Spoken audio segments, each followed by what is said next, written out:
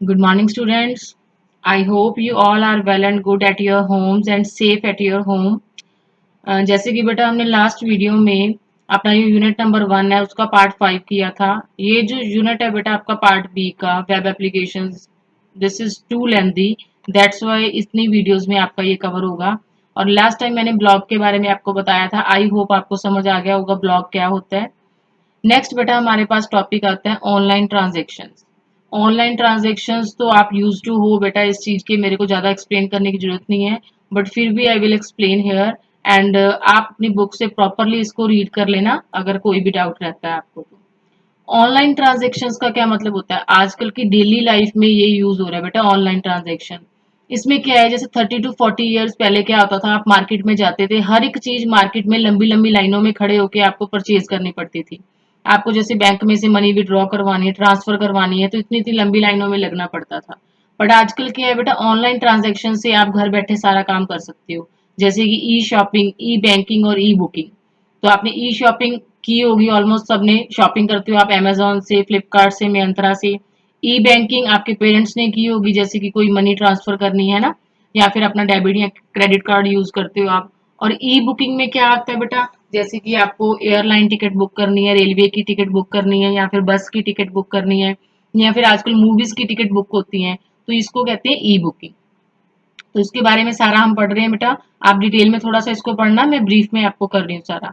तो ये तीनों चीजें, ई बैंकिंग, ई शॉपिंग और e booking, involve the use of online transaction. Online transaction में तीनों चीजें यूज हो रही हैं।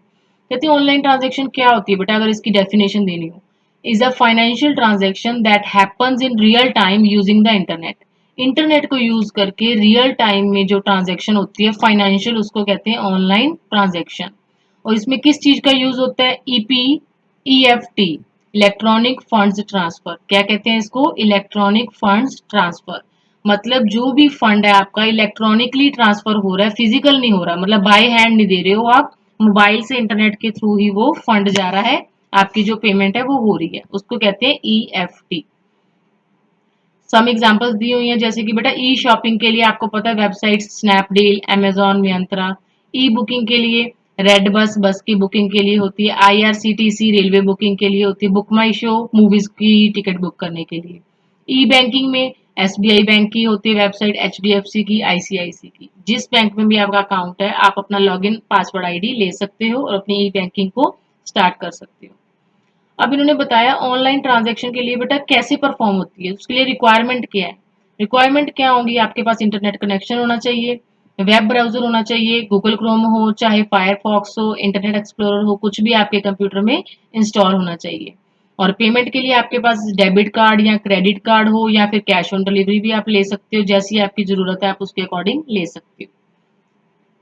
अब यहाँ भी कहते हैं बेटा एक कोई ना कोई चीज परचेज करनी है, हमें उसके स्टेप्स दिए गए हैं कैसे परचेज होगी चीज। सबसे पहले आपके कंप्यूटर में आपको वेब ब्राउजर ओपन करना है, जैसे कि गूगल क्रोम है गूगल क्रोम ओपन कर लो, मोजिला है तो मोजिला ऑन कर लो। उसके बाद आपको वेबसाइट फिल करनी है, amazon.com कर लो, स्नैपडील कर लो, फ्लिपकार्ट कर लो, जहां से भी आपको शॉपिंग करनी है। उसके बाद वहां पे वो पूछेगा कौन सी कैटेगरी में आपको शॉपिंग करनी है, तो कैटेगरी सिलेक्ट कर लीजिए। जैसे कि आपको कोई इलेक्ट्रॉनिक का सामान लेना है, होम अप्लायंस ले लीजिए। कोई आपको कपड़ों की लेनी है तो आप उस तरह से ले सकते हो, टेक्सटाइल ले सकते हो, जो भी कैटेगरी है ये सारी कैटेगरीज आ जाती हैं। कैटेगरीज के बाद जैसे देखो इन्होंने बुक्स परचेज करनी है, तो बुक्स कैटेगरी में चिल्ड्रन बुक्स के ऊपर चले गए। चिल्ड्रन बुक्स के ऊपर देखो सारी चिल्ड्रन की बुक्स शो कर दी उन्होंने। अब इसमें से आप अपना टाइटल चूज करो, लिटरेचर एंड फिक्शन, हमें इसकी बुक लेनी है, जैसे कि मैथ होता है, इंग्लिश होता है, एसएसटी, साइंस, जिस तरह की बुक लेनी है। वो कहते हैं बच्चों के लिए लिटरेचर और फिक्शन की बुक लेनी है। उसके ऊपर क्लिक किया और वो सारी लिटरेचर की बुक्स शो होने लग गई। जो बुक आपको पसंद है उस पर आपने क्लिक कर दिया। देन जो पेज डिस्प्ले हो रहा है उसमें पेमेंट की ऑप्शन आएगी जब, तो उसको आप जो बुक सेलेक्ट की है उसको ऐड टू कार्ट कर दीजिए। कार्ट में जब ऐड कर दोगे, नेक्स्ट आपको अगर कोई और शॉपिंग करनी कर लीजिए, अदरवाइज जब पेमेंट के बटन पे क्लिक करोगे तो वो पेमेंट के लिए प्रोसीड करने को बोलेगा। जब पेमेंट के लिए बोलेगा आप अपनी ईमेल आईडी, मोबाइल फोन, जो भी आपका अमेजोन का अकाउंट है उसको एंटर कर दीजिए। एंटर करने के बाद कंटिन्यू बटन, देन अपना पासवर्ड फिल करके अपनी जो लॉगिन आईडी है, अपना मोबाइल नंबर फिल करके, ओटीपी वगैरह आता है। ओटीपी के बाद आपका जो डिलीवरी एड्रेस होता है, आपने कौन से एड्रेस में वो चीज मंगवानी है, तो वो डिलीवरी एड्रेस आप फिल कर सकते हो। Then continue, and your online transaction के लिए आपको पता ही है, डेबिट कार्ड या क्रेडिट कार्ड या net banking, cash on delivery कुछ भी कर सकते हो आप, मोड जो होता है आपका। उसके बाद जो डिटेल्स देने के बाद आपकी डिटेल्स ओपन हो जाएंगी उधर, एंड आपकी जो ऑनलाइन ट्रांजेक्शन का प्रोसेस है वो कंप्लीट हो जाएगा। तो आई होप आपको समझ में आ गया होगा। बाकी आपके पेरेंट्स हैं, कोई भी आपका फ्रेंड अगर ऑनलाइन शॉपिंग करता है तो आप उसको देख लीजिए एक बार। बाकी आपको यहाँ से जो थ्योरी का है वो समझ में आ गया होगा। नेक्स्ट बेटा, ऑनलाइन टिकट बुकिंग है। टिकट बुकिंग भी कोई इजी नहीं, जैसे रेड बस एक प्राइवेट कंपनी है जिसके ऊपर आप बस की बुकिंग कर सकते हो। सेम प्रोसीजर है, वेब ब्राउजर ओपन करिए, वेब ब्राउजर में रेड बस फिल कर दीजिए। रेड बस फिल करने के बाद वो आपसे पूछेगा कहाँ से कहाँ तक जाना है। फ्रॉम में अपना डेस्टिनेशन बता दीजिए, फ्रॉम कहाँ से चलना है आपको, टू कहाँ तक जाना है, कौन सी डेट को जाना है और कौन सी डेट को रिटर्न होना है। सब कुछ फिल करने के बाद आपके पास बस की डिटेल्स आ जाएंगी। जो बस का टाइम आपको सूट कर रहा है उसके ऊपर क्लिक कर लीजिए। क्लिक करने के बाद आपको सीट वगैरह भी दिखाएगा, आपको कौन सी सीट पे क्लिक करना है। तो आपके अकॉर्डिंग आप माउस से उस सीट को क्लिक करके वो सीट अपने लिए अपनी चॉइस की बुक कर सकते हो। तो यहाँ पे थोड़ी सी पिक्चर क्लियर नहीं है, आप बुक में से देख लेना ये वाली पिक्चर। तो प्रोसीड टू बुक, प्रोसीड करने के लिए वो पेमेंट के लिए बोलेगा। पेमेंट में अपनी लॉगिन आईडी वगैरह फिल करके लॉगिन पासवर्ड तो आप अपनी पेमेंट डन कर सकते हो। तो ये थी आपकी रेड बस की बुकिंग। आईआरसीटी मतलब अगर रेलवे की बुकिंग करनी है वो भी कर सकते हो आप। नेक्स्ट बेटा आपके पास टॉपिक आता है इंटरनेट सिक्योरिटी। ऑनलाइन ट्रांजैक्शन हो गया, इंटरनेट सिक्योरिटी हमारा लास्ट टॉपिक है ये। इंटरनेट सिक्योरिटी में क्या है, डाटे की सिक्योरिटी आपके कंप्यूटर में बहुत इंपॉर्टेंट है। अगर आप सिक्योरिटी नहीं अप्लाई करोगे अपने कंप्यूटर में तो आपका डाटा कोई भी स्टील कर सकता है, आपका डाटा खराब हो सकता है, अदर पर्सन्स के पास पहुंच सकता है डाटा। उन थ्रेट्स को बचाने के लिए, उन थ्रेट्स को हम कहते हैं इंटरनेट सिक्योरिटी। थ्रेट्स क्या होते हैं, वायरस का अटैक हो सकता है, स्पैमिंग, फिशिंग, हैकिंग। ये स्पैमिंग और फिशिंग मैं आपको बताऊंगी क्या होती है। इससे क्या होता है, आपके डाटे की लॉस हो जाता है आपका डाटा। सबसे पहले उन्होंने पूछा वायरस क्या होता है। वायरस की full form vital information resource under seize. This is most important full form, you have to learn it. Vital information resource under seize. Virus बताने की जरूरत नहीं है, आपके कंप्यूटर में अगर आ जाए वायरस तो वो आपके कंप्यूटर के डाटे को खराब कर देता है। जैसे कि इन्होंने यहाँ पे बताया है, ये किसके सिमिलर है, बायोलॉजिकल वायरस। आजकल देखो आपके पास एग्जाम्पल ही है कोरोना की। कोरोना क्या है, एक बायोलॉजिकल वायरस है जो कि आपको क्या कर देता है, सिक कर देता है। अगर आपके अंदर वो वायरस चला जाए आपको बीमार कर देता है, वीक कर देता है। उसी तरह से ये वायरस है, जब कंप्यूटर के अंदर चला जाएगा तो कंप्यूटर को इन्फेक्ट करेगा, उसको वीक करेगा और उसका डाटा लॉस्ट करेगा। तो सेम चीज है, ये हमारा कंप्यूटर वायरस है, वो बायोलॉजिकल वायरस है, दोनों सेम है। कंप्यूटर वायरस में क्या होता है बेटा, जो भी आपने देखो, a computer virus is a program or piece of code that is loaded on your computer without your knowledge. हमारी नॉलेज के बिना हमारे कंप्यूटर में चला जाता है। A computer virus can easily attach itself to other files and program. हर एक फाइल में अटैच होता जाता है और आपके कंप्यूटर में वो फैलता जाता है आगे। The data on your computer can be erased corrupted by the virus. या तो वो डाटा अरेज हो जाएगा या करप्ट हो जाएगा, आगे आप चला नहीं पाओगे उसको। कहते हैं वायरस मे और मे नॉट बी डिस्ट्रक्टिव। ऐसा भी हो सकता है कोई वायरस नहीं भी नुकसान करते, पर कई वायरस बहुत ज्यादा नुकसान करते हैं। तो कहते हैं वायरस आपके जो कंप्यूटर में अटैक कैसे करता है, स्प्रेड कैसे होता है, उसके बारे में देखते हैं। एग्जाम्पल्स हैं जैसे कि, जैसे आपका जो म्यूजिक है, आपकी जो फाइल्स है या फोटोज है वो किसी और को शेयर कर देगा।